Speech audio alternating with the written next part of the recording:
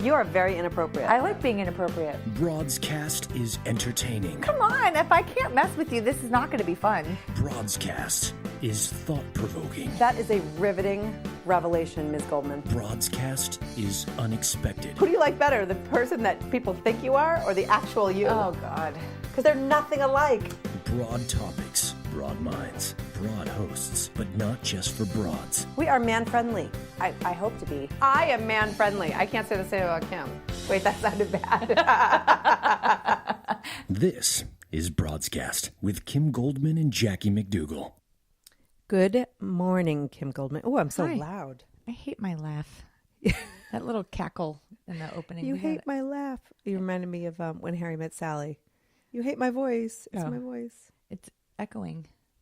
It is. Is that better? I don't know. Yes. Yes. I can't hear you I was at all, just but checking our audio there. So, Yeah. Good morning. Good morning. What's happening? How are you doing? I'm swell. What's shaking? What's shaking? Shaking. It's Friday, and Friday, March 4th. Oh, we have a famous quote from March 4th. March don't we? 4th. Yes, March 4th is the only date that's also a command. My dad would say that every year. Yeah.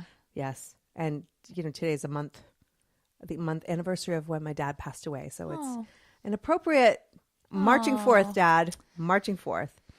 So how are you doing? I'm doing grand. We're checking the internet and seeing what's going on. There's not a lot trending right now. Well, there's a ton trending, but we don't like to talk about certain families. So we are a Kardashian-free zone. That's always trending. Yes. Yeah. So I don't know if people know that. If you're just joining us or this is the first time you've listened to us, we are a Kardashian-free zone. We do not discuss. Right. We're on the fence about the Jenners, right? Or Well, Caitlyn. we have talked about Caitlyn because it was a bigger conversation. But even that, like, I'm all for living your life and living your truth and being an example for others. Yeah. However, the need for attention. Yeah, she came out recently. As she I wants to co-host a radio show. She wants to join Ted Cruz's campaign. That was trending yesterday. Oh God! I didn't care to read about it, but I did see that. Yeah. She wants to join doing something with transgender. Oh, I don't know. is that now a platform? I think that's the wrong camp. Pretty sure. Yeah. To try to join, but I'm just saying. Yeah. Anyway, I don't know. There are other things trending. Obviously, the elephant in the room that we're not going to discuss. Yes, there's an elephant in there. There's breaking news today in my personal family that I'm a little discombobulated, so I will put that out there. I'm a little sidetracked, so I apologize in advance, but there's breaking news that apparently there was new evidence found in my brother's murder trial that's currently being investigated by the Los Angeles Police Department. So I don't really want to talk about it. Yes. Because I'm afraid I'm going to cry. But there was a knife that was found that has been recovered and turned over that is being investigated. So, well, as I have said off air, and I will say every minute on air as well, friendship first. So this isn't about, hey, let's talk about it. I care about you. So that's what matters. Well, We're moving appreciate on. that, but we are moving on. But I'm just a little like, I'm going to pull it together. Yeah. But I'm having a moment. Yes. So, well, I can only imagine. And I have so much respect for you for even being able to. Okay. Moving on. So today we are going to talk parenting in a little bit. Yes. In the Erin second Royer, half. Asrilant. Yes. She's going to come join us in a little while. So super excited to have her. I'm curious. I'm really interested in her website and what she's doing for parents these days. So stay tuned. I told her we would share our parenting fails. So maybe she can, I have a handful. Oh, a handful? Yeah, just a handful. Wow. You should have more kids. Because I should be more honest. I've got a car full. Anyway, so you sent me an article the other day or a post about a 12-year-old girl facing charges. Yeah. So this 12-year-old young lady, she posted something. She's from Fairfax, Virginia, and she posted something on the internet that I think was Twitter or was it Instagram? I already forgot. That said killing, and she put a gun emoji next to it, and then she also said, "Meet me in the library Tuesday," and then she signed off with a gun, a knife, and a bomb. And so she's under investigation right now as to how much validity they should be adding to these emoji threats. And right. I just find it interesting. I've always wondered I look through my emojis often and try to figure out what they all mean. But the knife, the bomb, and the gun has always struck me as strange as to why is that even on there? And so apparently so did the court system because this young lady was arrested and she is now under investigation. This happened in December. Wow. On Instagram. So, Well, that's the thing is, I mean, you can't make those jokes anymore at all. I mean, it's way too, it hits close to home for everybody because it's happening, and you're right. Why are those emojis there? I don't know, but I mean, at some point, you've always said this on our show that like, thank goodness that the internet didn't exist when we were younger. Oh, yes. But you also have to be very aware of everything you do. Everything is subject to scrutiny now. I mean, nothing is private. And I think in some regards, this is a good opportunity to educate your kids about the dangers of the internet and the long term. I mean, who knows what the impact and what she actually meant. For all we know, she thought she was being funny, but I don't find the humor in this, but we're so skittish now, Right. as, and who as a was it that society. turned her in though? Was it just, she texted it to a friend, right? It was on Instagram. It was on Instagram. So I don't know. Right, you said that. I honestly don't know how it was found. Well, that makes sense. If it's on Instagram, then somebody can report it. I thought it Yeah. was a text between friends, but Yeah. that's but I never think mind the fact as parents, but we should be teaching our kids not to be idiots on social media. Well, you should, but there's legitimate threats. When you put a police officer's face and you put a gun next to it, are you? Absolutely. There are legitimate, and I'm thinking, why would that even be funny to begin with? But how is the legal system supposed to know when your threat is supposed to be quote unquote funny because it's an animated joke, Right, or right. when it's legit? Right. You know? No, I'm with you, but that's why I'm saying that we as parents, it's our job to say, hey, there's certain things that maybe you and your friends think are funny, even though they're not, but you don't put things out there on social media because you can face the same. Look at there was a guy who lived near us a few years back, and he made some comment on like an ESPN, group forum or something that he lived above an elementary school and he was thinking about shooting or something. Oh, right. And they, they take that stuff seriously. Yeah. And they should. And Yeah. so we need to teach our kids, not to be stupid. Right, but I also think that adults do it too, and so if adults are they're behaving hopeless. in a way, what? Well, they're yes, but already that's who we're hopeless. relying on to teach our kids. I mean, maybe this is a question that we can ask our parenting expert when she comes on later in the show. But I think that this is an opportunity that's a gray area, and I think the internet has really kind of confused our legal system in some ways in terms of what's a viable threat, what things you can do over the internet.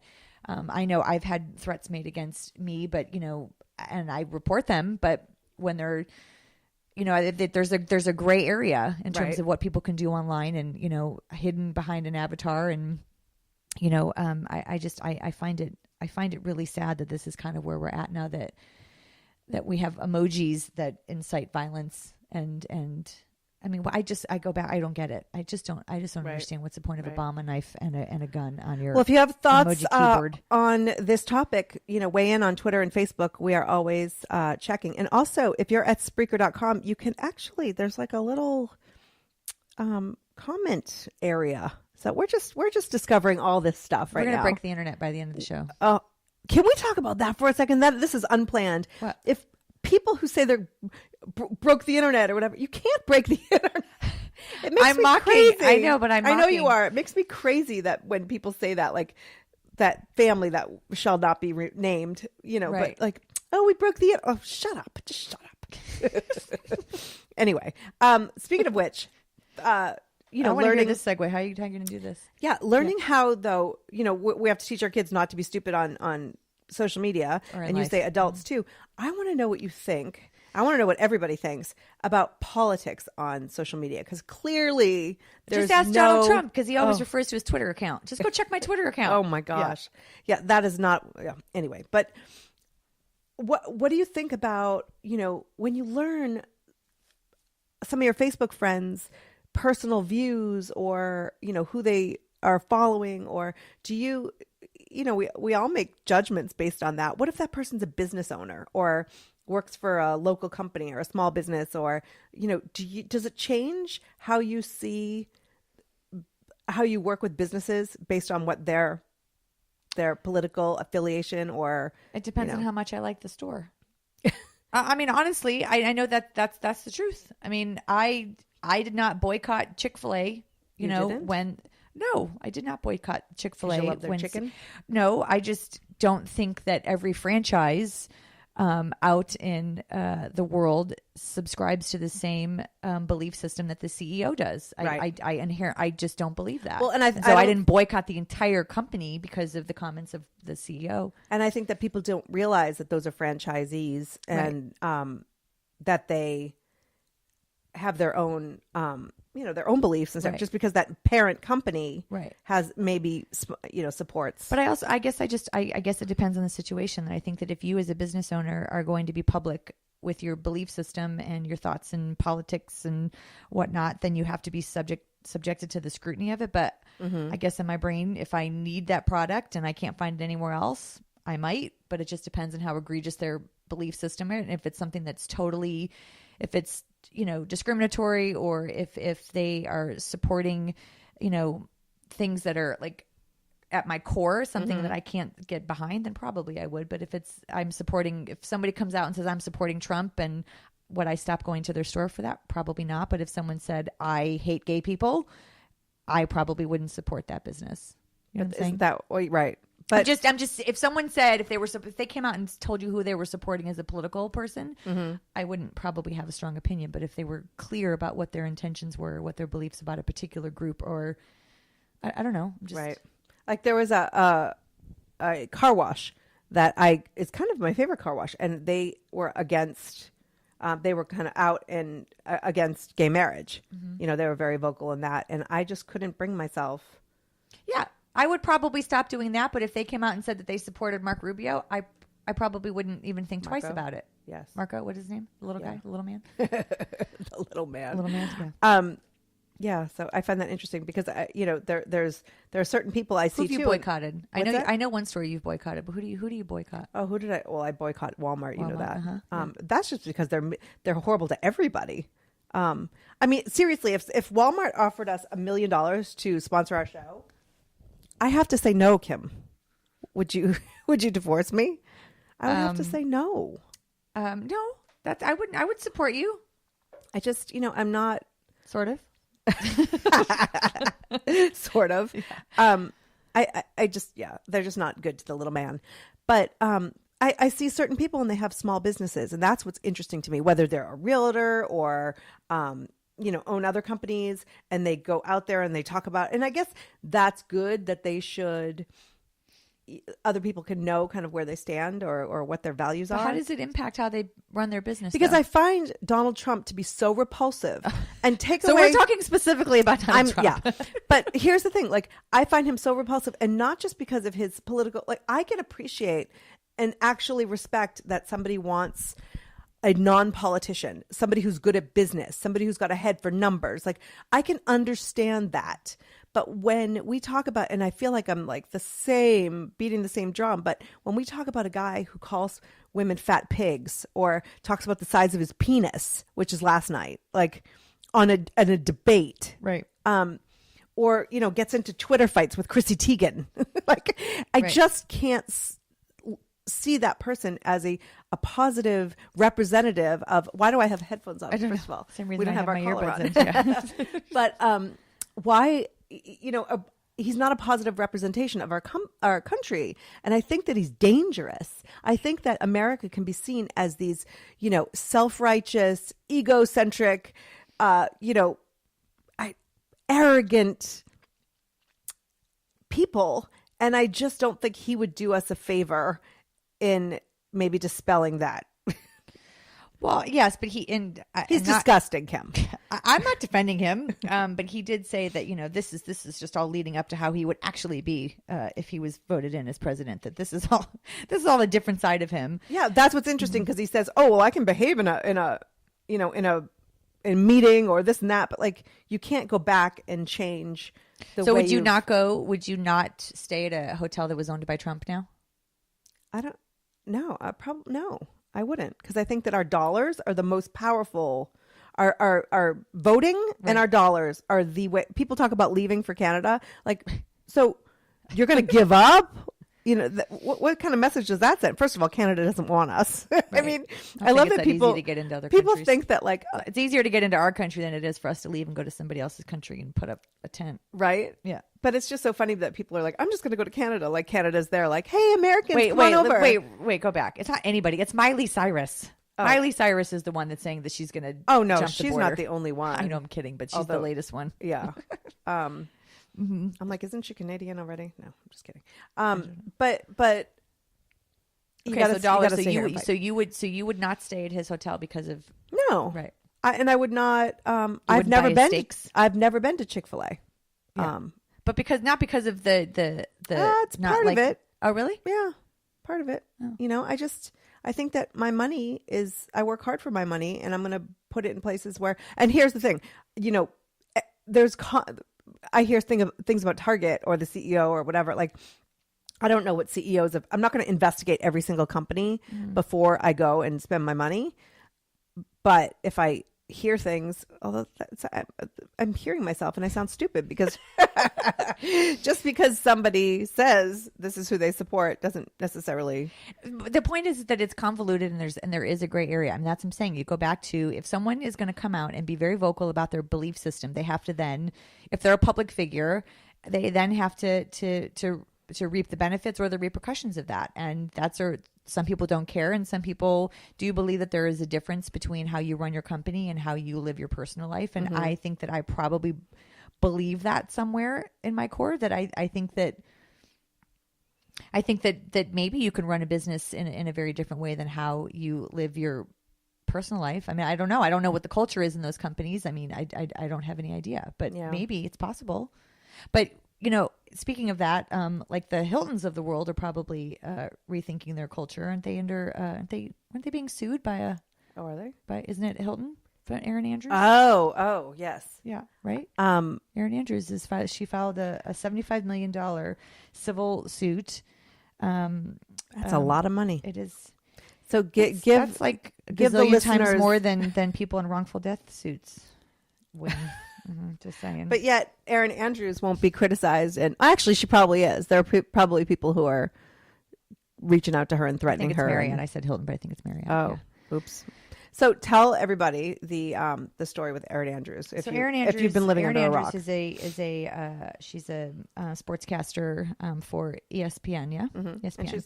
And She was on Dancing with the Stars now? She too? was on Dancing with. Why do we turn our cheek when we? Say I don't know, that? because I'm not really sure she's on it. Yeah, she was on Dancing with the Stars. No, but isn't she like the host or something now, or like one of the? I don't watch that show. I don't know. Sorry. Do you watch the show? I don't. Oh, I don't watch it. Anyway, she filed a civil lawsuit against two hotel companies that she accuses of disclosing her room number to allow a stalker. His name is Michael David Barrett. He was convicted actually in 2009 of recording videos of her undressing and uploading them to the internet. Wow. And the way in which he did that is that he asked to be put in a room next to Erin Andrews at the hotel that she was staying, and the hotel is obliged. And he rigged some camera so that he was able to see into her room. Oh, What's what is happening? that? I don't know. Oh, it's my Yeah, go on. Just keep talking. I am going to keep talking, but now I have a jingle running in the background. That's when you pull up a web page to check things out, and it just automatically plays. I hate the autoplay. Bad web page. Anyway, so she filed a lawsuit, a $75 million in damages because of what it did to her emotionally and to her career. So he got a room next to her, and then he filmed her in her room, and she was naked, and he uploaded those images to the internet. And so you were telling me off air, though, that the Today Show did a little investigation. So the Today Show, they did a little investigation. I think it was yesterday's show, where they had two of their producers go to 4 different hotel chains. I'm thinking it was in the greater New York area. And one of the producers went in and reserved a room and went up to her room. And then some duration of time later, another producer, a male, came in and said, "Hi, I'd like to get a room next to so-and-so," whatever her name was. And one person said, "I'm sorry, sir, I can't give you that information." Mm-hmm. And then the 3 other hotel chains confirmed that she was staying there and put this stranger in the room either across the hall or next to her room. 2 of the hotel, if I can remember correctly, even said what her room number was. And there was no connection between these two people. There was no messages left at the desk saying, when Joe Blow checks in, please put him in the room next to me. And 3 of the hotel chains did oblige by this gentleman's request and reserved a room right across the hallway right next to, which, the end of the story, which I always like the takeaways, they did say that you can always leave a message, when you're checking in to say that there's no one's coming to meet me here. I'm not expecting any visitors. Should we have to do that? I mean, apparently we do. No, but that's ridiculous. Well, but apparently, so all of the hotel chains were all reached for a comment, reached out to for a comment, and they said that they have very strict security policies. Well, I can see that. Yeah, apparently not. So yes, you can't rely on somebody else to protect you. You have to take. No, but you live a very different life. We used to check in under assumed names. And that I makes don't sense anymore, but we used to do that. And that makes sense. We had threats everywhere we went. Well, threats and stalkers. I see your phone blowing up this morning. It's not. Yeah. It's constant. So I can imagine that that's what you would do. What was your name though? No, I don't remember. We changed it. Jessica Rabbit. But one of the things, that I think it's important, as people are going to sit here and go after Erin Andrews for asking for that much money. I think part of what people forget is the long-term impact of having someone stalk you, invade your privacy, and then upload it to the internet. Yeah. She now talks about, she was just on the witness stand testifying that the emotional torment that goes on after that, she always feels like she's being watched. She doesn't trust anywhere she goes. She's always panicked about her surroundings. She's always searching the internet to see if there's any images of her. She said that it's impacted her personal relationship she's dating, which I did not know. She's dating someone from the Minnesota Wild hockey team. But he doesn't totally understand, although he tries to support. It's long term. It's been 8 years, right? Since the incident occurred, and she was forced to do an interview before she returned to work back whenever the situation happened. And she said it was horrible, that she had to endure additional scrutiny and judgment, and that in some ways, in order for her to go back to work at ESPN, that she needed to spill the beans. And, it's an invasion of privacy. And, do I think, or it's not my job, that it's worth $35 million? Who knows? But good for her for fighting what is right and for trying to. How does one come up with that amount of money? Well, where's the calculation, the equation for $75 million? You put in a dollar amount, but then it's up to the jury. Well, at least in our case, I can only speak from our civil case. Mm-hmm. The jury, based on we had to prove what our emotional damage was. There was punitive and compensatory damages in our case, and so the jury came up with that number based on evidence that we had to present. I don't know how it works in this situation when you're suing. Right. She named a dollar amount, but that doesn't mean that's what she's going to get. Right. If she wins, is what I'm saying. So, well, they were found guilty. Well, he was found guilty of stalking, but I don't know that the. No, but I was reading before that interrupted, and on there, I thought Marriott was found guilty. I thought the case was still ongoing. Aren't the closing arguments right now?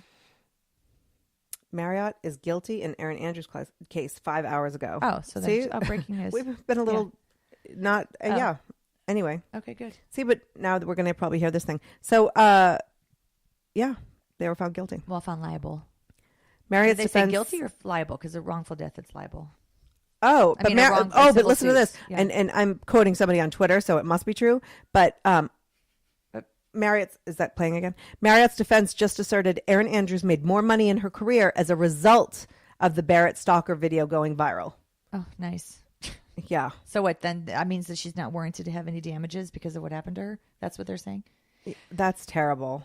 I'm sorry. But, and maybe this is good for listeners to hear, because I would never think to say, hey, there's no one else in my party. And if somebody asked to be put next to me, because everyone's looking to have a hotel next to me. Yeah. But, we do have to kind of take some of these precautions. Sometimes these cases are important. Well, it's not even, these cases are important to be able to highlight, what happens. And it's not just because she's somebody famous.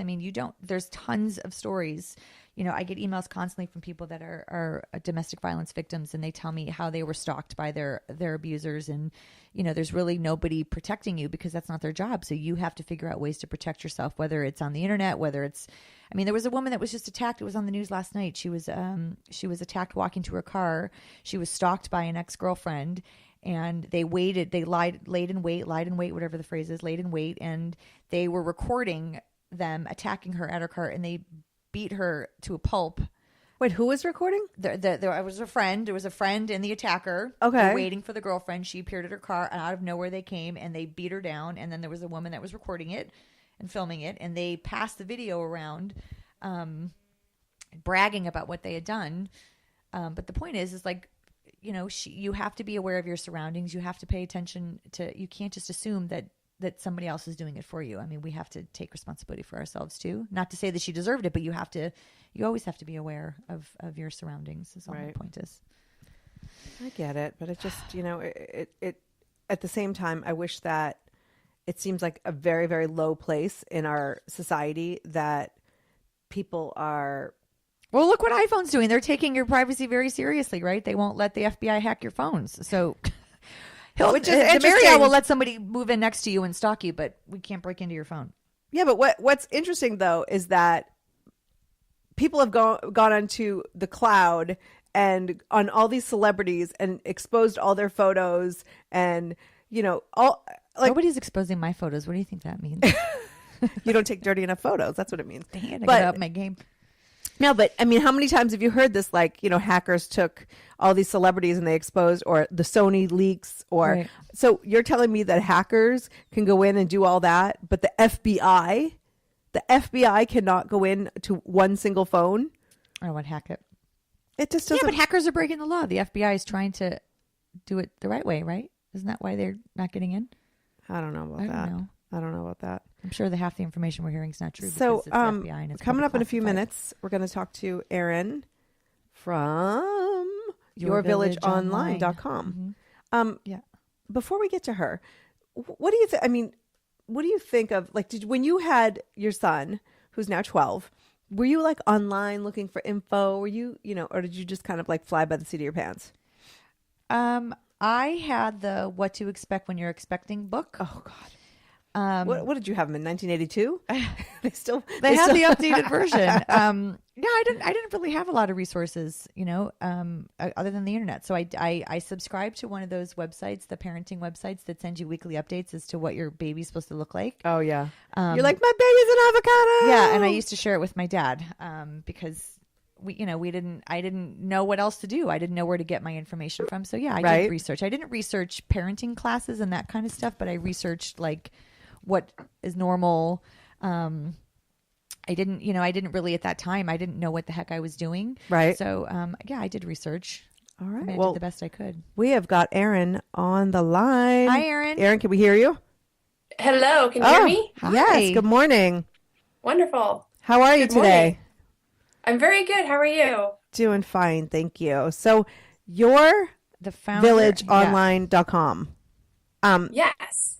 We all know it takes a village. Tell us about your site and how you got it started. So I went back to school when my first son was about a year old, and I wanted to become a marriage and family therapist. That was my goal. And I was working with children and families of all ages.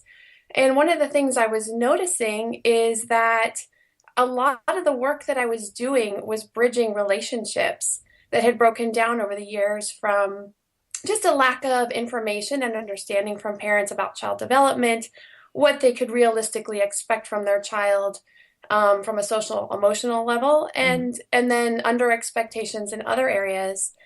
So the communication was breaking down, and then I was coming in and kids were telling me things that I'm like, wow, you should be telling your parents. How can we help you talk to your parents about this? So I was bridging all these relationships, and I thought if I could do more prevention, then kids wouldn't need to come in and talk to a therapist as often, and they could go to their parents with these, because their parents are really, in a much better position and to help their kids with a lot of these things than I was really able to do. So what kinds of things were the kids telling you that you feel like would have been more appropriate to share with their parents?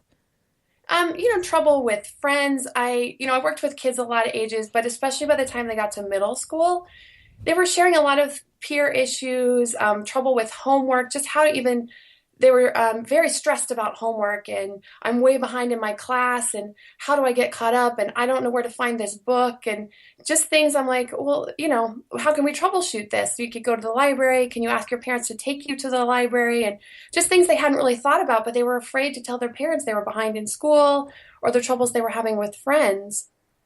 And I was really able to help a lot of families bridge that gap and be able to sit down and talk about the struggles their kids were having. And were kids telling you why they were afraid to tell their parents? Sometimes it was, relationships had broken down, that the discipline, a lot of times when kids are little, it's easier to kind of be more authoritarian with kids and be like, we're going to do this, and this is why, and, sit down and do your homework. And as kids get older, they start to become more independent. Right. But it's hard to stand up to mom and dad and Well, I don't know if you know this, Erin, but in my everyday life, I run an organization that works with kids dealing with mental health issues. And one of the biggest things that people always say to me, well, why don't they just tell their parents this stuff? And I'm like, it's not always that easy to tell your parents. And then quite frankly, our parents are not always equipped to be able to know how to receive the information. And so, I wish that my organization could reach all the parents that I work with, but how do you bridge how do you get to the parents to realize that they might need a website like yours? I mean, there's a lot of parents that are like, oh, I got this, they don't need it, but there's a lot of people that don't know what they're doing that could benefit. So tell us what is the website and what do parents get from it? So the website is Classes Online, and I tried to cover and I'm going to keep adding classes, but to cover as much from infants through adolescence. And I don't have the adolescents up as much as I'd like to right now, but starting from the early ages, the discipline exchanges, how to set up really solid communication and discipline early on, so that by the time kids reach the teen years, you're not trying to switch to a different type of discipline, that you already have the respect and the communication in place, so that you're really just making some fine tuning and some switching over, rather than coming from a place of so much authority early on, that you have the respect in place, so that when you talk to your kids about your family values and morals, that they respect you and they understand where you're coming from. They're still going to go out and do stupid things and make mistakes, but they're not going to be so afraid to come back and say, I screwed up, or, hey, I'm at a party and I don't think I have a safe ride home. And they're not worried they're going to get in trouble because you've built that strong relationship and you've talked about it ahead of time. So the classes are just to really help parents understand child development, understand things all the way from potty training and temper tantrums, up through helping kids with self-esteem, bullying, how to help your kids with homework, all the way through from elementary, and how to kind of back off that process over the years. So by the time they're in high school, they can pretty much handle their homework on their own. Wow. So you're like the nanny online, right? So do you run all of these classes, or are they done by different experts? They're all done by me, and they're recorded. So they're 24/7 on demand. Parents are so busy. I'm so busy. And when I was just going out and seeing what was out there, I wanted to get to some classes and I couldn't get to them. They don't have babysitting. I had to get a babysitter. It's always like at dinner time or on the weekends. And those are family times and homework times. And it's so hard to get out of the house. So I'm like, how can I make this as easy as possible for parents who have 20 minutes here or 20 minutes there, and they can just watch things in pieces and get it when they need it? Well, I also think that doing it online, I'm a big advocate of, being able to access things online, because I think it reduces the shame that I think people feel when they're reaching out asking, like, how do I manage this? Like, we talk a lot about like parenting fails, and, it's hard for people to admit when they may have missed the boat on something or that they're doing it wrong, and I think that having it online allows people to kind of take care of it without anybody even knowing. And, because there's a lot of shame attached to it. Well, and I think that parents also think that everybody else is doing it right, and you're the only one who's confused and failing. It's like everyone else has it together. People don't talk about, the issues they have at home or what they're struggling with. It's so silly. I don't understand. It's, scientists and doctors are still studying child development, and we're learning so much every day about children and how they develop and how they learn. And we're still out there studying it and learning. And I still do a lot of research and see what's coming out. And to think that we're supposed to have a baby and it comes out and we're just supposed to know what to do and how to support self-esteem and how to deal with all these modern issues of technology and the school system and the homework. Like, how are we really supposed to know all this? It's silly to think that we're supposed to have this all in our brain somewhere. It's funny when my son, I'm a single parent, and my son and I have these conversations all the time when something comes up, and we'll like butt heads on something, and I'm like, dude, I'm learning this right along with you. I don't know how to be a parent to a 12-year-old any more than you know how to be a 12-year-old. Like we're kind of, that's sort of how I feel. I mean, part of it is gut, part of it is what my morals, how I align myself with my own morals. But then other parts, it's like, I want to talk to people. I want to understand, but people are so embarrassed. I think at some point, like, we think about when our kids were babies, right? We'd all get together and how is your baby walking? Are they on, solid foods yet? Or how's their poop looking today? But as they get older, you don't talk to people in their teen years about like body changes or is this normal? Is your kid experiencing this? Like, we don't have those conversations between parents anymore the same way we did when it seemed more normal. Because you were gauging it against like what the national standard was, right? Like all the percentage charts. But now it's like it's all no man's land, and I think we're all kind of fumbling around. And so I love the concept of your village, that people can get their information in a way that seems. You make a great point though, Kim, because like everybody's I make looking just them once a week. Everyone's looking to talk about all the baby stuff and the toddler stuff and the this and the that, the potty training, and then you get to the point where you're past that. And it gets more complicated, and your kid says things that you're like that break your heart. Well, because as you get older, older, afraid to talk to people because you don't know. Did he say that because I'm failing? Right. Well, and that's what, and maybe Erin, you can speak to this. That as we get older, if I tell somebody what my son says, I'm like, wait, that's a reflection of me. Maybe I'm doing this wrong, and that's why my kid is acting out. But when they're babies, it's all just part of the natural process. Exactly. It's right. For babies, yeah.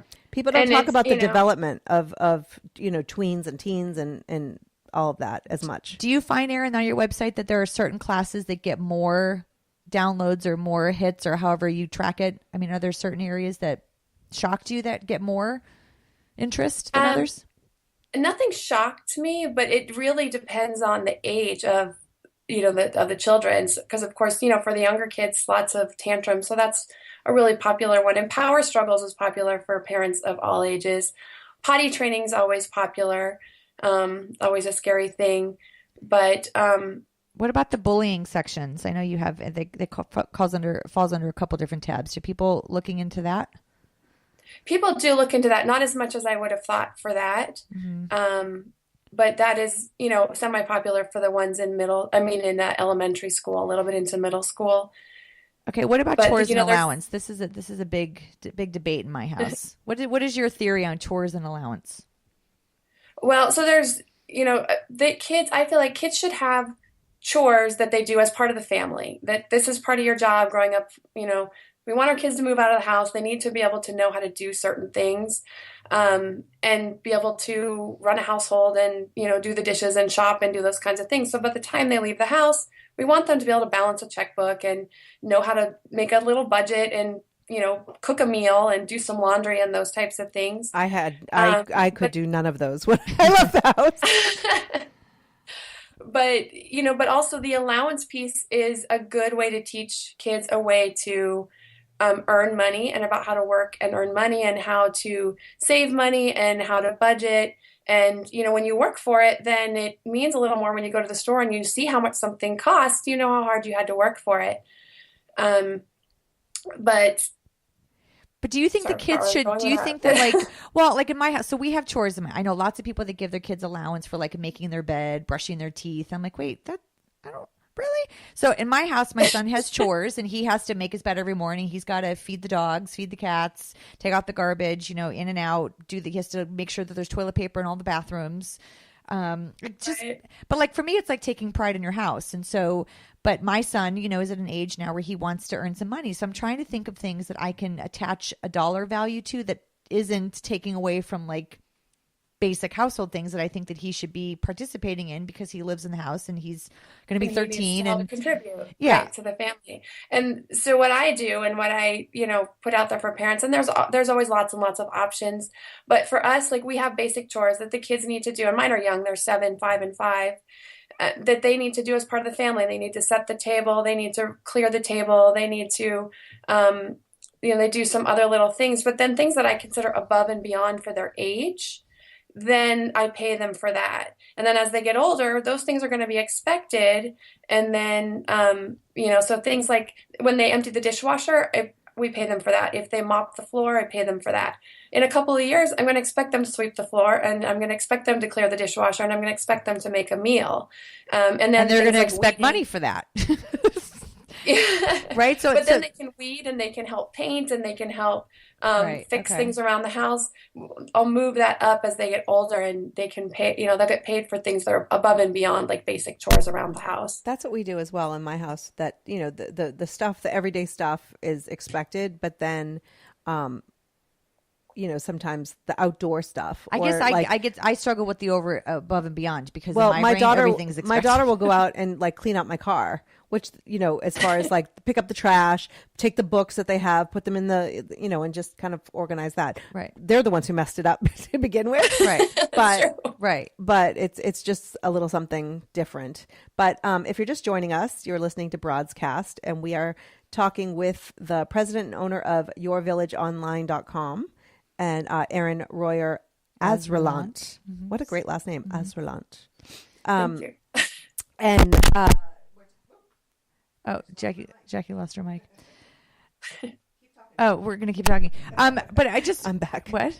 I said I'm back. But we're talking about, what are some of the parenting challenges that people aren't necessarily willing to admit to, that maybe they have to go online. I think some of the baby stuff is easy, but do you also help them with like special needs and knowing when to reach out for help, or how to assess anything like that?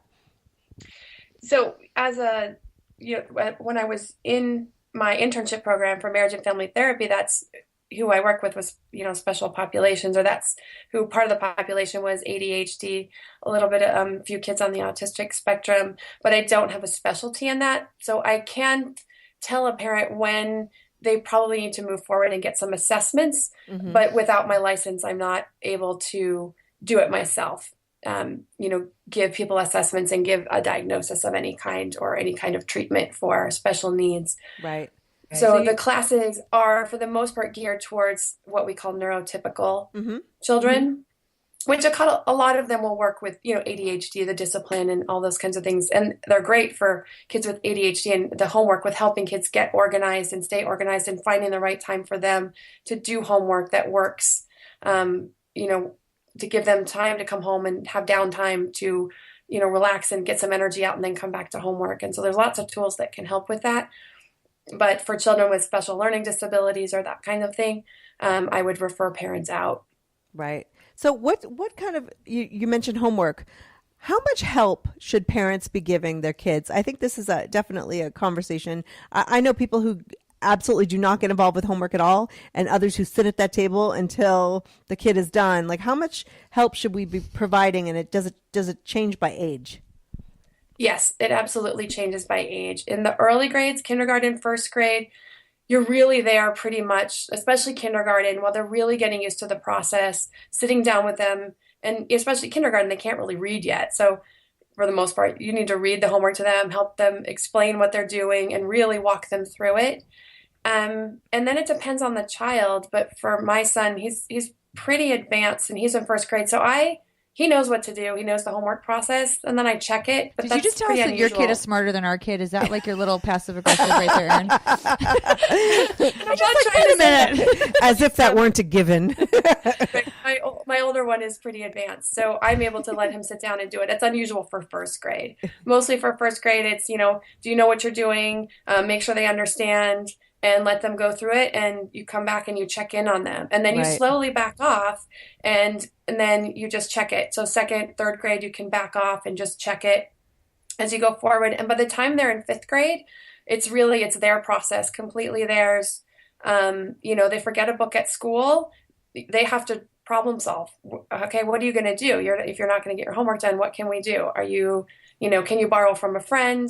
Can you get up early and get to school early and finish at school? We're not rushing to school getting their book because they forgot it, because then there's no incentive to remember it tomorrow, right? Because we just went to school and picked it up for them. Well, So I that's find, the thing. my child, my sixth grader is on the spectrum, the autism spectrum, and certainly has attention issues. And so he is assigned things, and I don't hear back from the teacher if, like, say this is a 3-part assignment and I don't hear back, the first part hasn't been completed. So I feel like things are going okay. And then come to find out on, part 3 is due and part 1 hasn't even been completed. Like, I don't know how much but the problem, I mean, he's a very smart kid, but, I guess how much That should gets one lost be? on him. Yeah. How much? So how much are you asking? How much should you involve yourself in that process, or how much should you let Yeah, your I sixth feel like grader? sometimes I'm on top of him and I'm at the table and it's all crazy. And then other times I'm like, I'm going to let him face the consequences. And then, it's just, So what do you say, Erin? Should she step in, or should she let the consequences and the chips fall where they may?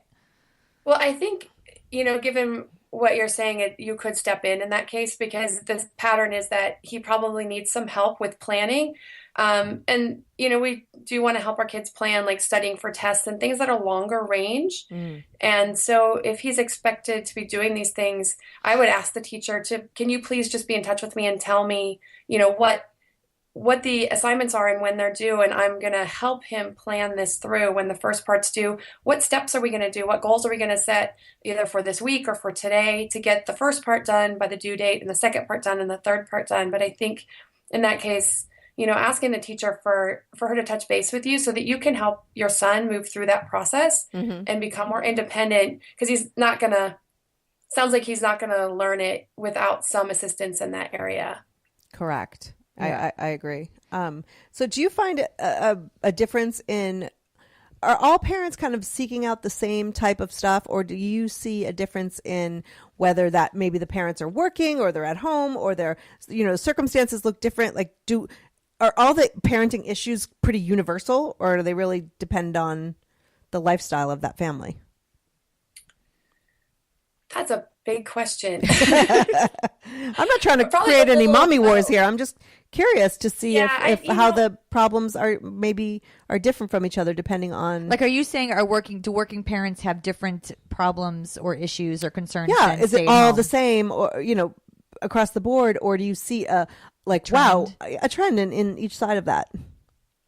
I would say it's really the same across the board. I think working parents and parents who are at home, we all want to do the best that we can and give our children the tools to be the best person they can be. And for some, and kids are different. So really it's, some kids it's self-esteem. I really notice an issue with self-esteem where I want to make sure my daughter has really good self-esteem.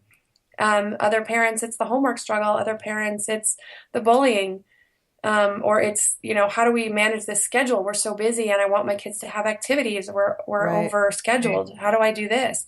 Well, it's But interesting. it really just all boils down to really wanting to support their kids. But, and then hearing the whole helicopter parenting thing, everybody's worried now about stepping in too much. And what is that fine line? Right. Well, you bring up, self-esteem, and I think that we went from no praise at all to praise for everything, like, oh, you pooped, yay, so where do you fall on that? Like, what do you think that we're overpraising our children? You hit the nail on the head with that one. Absolutely. We went from this very authoritarian style to, children are seen and not heard and do as I say. And we, in the 50s to swinging completely the other way to praising for every little thing. And there is, you've probably obviously heard there's a dark side to praise, which is there's an entitlement that comes with Right. that. All of a sudden it's, I'm getting a sticker for this and I'm getting a pat on the back for that. And so where's my sticker for showing up? And where's my great job for sitting Where's quietly my in trophy class? for showing up? Yeah. Right. So it definitely has moved in that direction. And so I advise parents to use what's called, there's descriptive praise, which is you describe what the child has done and then give it a label. So you could say something like, you shared your block with your sister. That was so thoughtful. So you're not saying like, you're so awesome, great job, I'm so proud of you. It's you're describing what they did so they understand exactly what the behavior was, and then they get a description with it so that they then start to take on those descriptions as, oh, I'm thoughtful, I'm helpful, I'm creative, I'm mature, I'm, all of these different things. And then they start to do more things on their own. So it builds an internal motivation instead of an external motivation for the praise. Wow. So it's probably not a great idea that my kids are like, are we getting ice cream because they went into a store and behaved? I always felt like I was such a bad parent because I never subscribed to the whole praise for everything. Like I sort of think that I have done a little bit of what Erin just shared about descriptive praise. I don't know, but I always felt like I was such the jerk, that never went over and above. And I was like, he did what was expected. I don't need to give him a treat. I don't need to buy him something. Right. Like I high five, thank you for doing what I asked you to do, and we're moving on. Like, right. You were responsible. I appreciate that or whatever. But my daughter went to get her black belt in Taekwondo, and she's getting ready to go, and she's like, so what do I get for and I said, you get a black belt. Congratulations. I mean, that's what you're working for. You don't then get a toy. I don't know where that comes from because, we don't do that at our house. And yet, my son's on a swim team and he'll be like, what do I get for going to swim today? And I said, you get better at swimming. Exactly. And it's just so interesting. I do find myself complimenting my kids on certain behaviors that are, when they cooperate with each other over video games, or I'll recognize that, like, oh, I love the way you guys worked it out. I always compliment my son for doing things without me having to ask him. Like, Yes. I mean, I don't. I do that to my husband. Yeah, but it's like I acknowledge it's like too. I noticed. I always like I noticed. Because I think that's important too. It's awkward though And when I my do. husband poops and I say, good boy. Sorry, too much. Yeah, I do that too. I mean, there's nothing wrong with a good job. I mean, it's not going to ruin your kid to say, oh, that was a great job. I'm really proud of you. When I'm really proud of my kids, I absolutely say, I'm really proud of you. Right. But I'm not really proud for emptying the dishwasher or, flushing the toilet. Right. Right. Well, not peeing on the toilet, I'd feel some pride. How many boys do you have in that house? I have two, and Okay. I constantly find the toilet is not empty. Yeah, I'll have to talk to Corey about that. Yeah, and that's Erin's husband. Yeah, I just noticed though too with my boys, it's like I realized one day that the next time I go in and not have to wipe down a toilet seat before I go to the bathroom, they won't live with me, and that made me sad. So I'm just going to deal with it. Oh, because there's no way they're not going to do it. Is my point. Like, it's Right. sad. So that's very funny. I know you're an expert here in the parenting world, but I'm sure you've had your own mishaps. Kim and I were talking before the show about some of our mistakes in parenting. Have you heard it all from parents? Have I heard it all from parents? Yeah, like all their fails? Some of their fails. Are parents I honest don't with get you? so much fails as I get questions about areas where they're really frustrated or struggling. Oh, they're not being honest with you. Isn't therapy supposed to be about honesty, Erin? It's Well, funny I because worked more with the kids, Yeah. and then when working with the kids, then I would work with the parents, and then they would start coming to me more with, "We're really struggling with this. What do I do?" Right. and But do yeah, you, not.